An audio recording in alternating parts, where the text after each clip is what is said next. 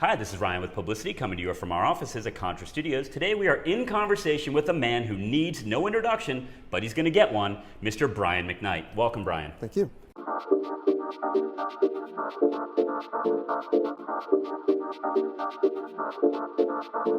Thank you very much for coming to our studios today. No problem. This is awesome. I like how you have your whole setup here. You guys can't really see it, but it's trust me, it's awesome. Maybe we'll get a panoramic shot later or something, even especially if we play ping pong. Yeah, there's an awesome ping pong table over there. We heard through a colleague of ours that Brian is a ping pong aficionado and potentially even a champion player, that could rival Olympians. So we may put a little money where his mouth is. The thoughts and views expressed by this particular show are not the thoughts and views expressed by Brian McKnight Incorporated. Now, Brian, you play 9 musical instruments. Right. You've been nominated for, well, we could count them, but I can't count that high, countless awards. Right. And you've motivated multiple generations, actually, of musicians.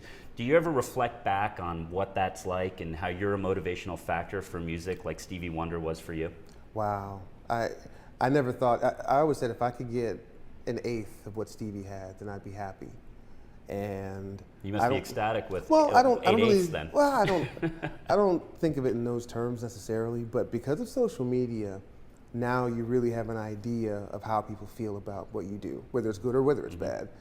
And it's immediate. When you put something out or you tweet something or you have a performance, you can immediately see how people really felt. And up until recently, you couldn't really do that. So it's an awesome feeling. It's why I do what I do. Every time somebody comes up and says, man, you helped us make all 7 of our children. Or I walked down the aisle to your song. I mean, that's what this music was meant for. Sure. And you being an artist, we're roughly exactly the same age. We used to have to wait for the reviews to come out. Right.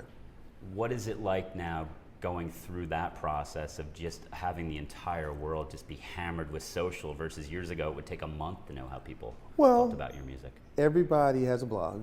Right. And everybody who has a Twitter handle. Not everyone has an entertainment media site. That's true.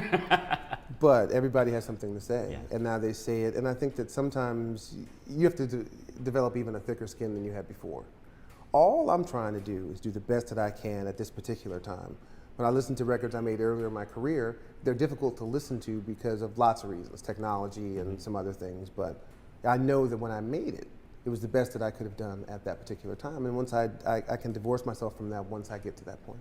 And Stevie was a huge influence on your life. I believe you saw him in your teenage years on an award show. Right. How did you end up choosing Oakwood University? Was that more for music? Was it for family? It was a family thing. It was in our denomination. I grew up Seventh-day Adventist, and that's the premier sort of black Seventh-day Adventist school. It's been there for over 100 years.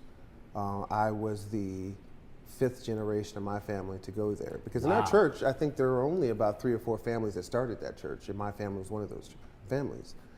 And there were some other things I wanted to do, but my mother was like, no, you're going to Oakwood, and that's it. So that was it. That's where you're going. That's where I went. And your brothers went there? My brother went there. Actually, 2 of my older brothers went there. They both got kicked out. Really? I got kicked out.